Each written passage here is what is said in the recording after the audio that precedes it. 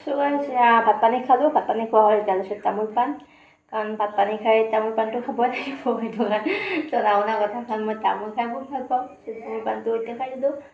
ৰাতিপুৱা হৈ গ'ল, কামখিনি হৈ গ'ল, খোৱা লোৱা হৈ গ'ল। এতিয়া বাৰু একো নাই, এতিয়া অকণমান মাইনুক লৈ শুম বুলি ভাবিছোঁ, কিন্তু মাইনুৱে উঠিয়ে গ'ল। এতিয়া তাইক লৈ শুৱাটো সম্ভৱ নহয় আৰু এতিয়াতো মোৰ টোপনি নাই, কাৰণ মাইনুৱে আগতে শুই লৈ উঠিলে। সৰু ল'ৰা ছোৱালী থাকিলে সেইটোৱে ন প্ৰব্লেম, সিহঁতে আগতে শুই লৈ উঠিয়ে যায়। এতিয়া মই ভাবিছোঁ মই অকণমান শুম, আমাৰ বাইদেউ উঠিলে, এতিয়া মই শুব নোৱাৰোঁ আৰু। এতিয়া আকৌ তাৰ শুৱা টাইমটো কেনেকুৱা, আবেলি শুব, সেইদিনাখন মই শুব নোৱাৰোঁ। তাই টোপনি তাই ধুনীয়া কমপ্লিট কৰি লয়। আমাৰ মাকবিলাকৰ কি কষ্ট ন, শুব টাইমত শুব নাপাওঁ, খোৱা টাইমখিনি কেতিয়াবা এনেকুৱা হয়। ভাতকেইটা বাঢ়ি লওঁ, উঠি গ'ল, মানে ভাত খাব নোৱাৰোঁ, থৈ দিয়া, ঢাকি পেলাই থৈ দিয়া, আকৌ শুলেহে খাব পাওঁ।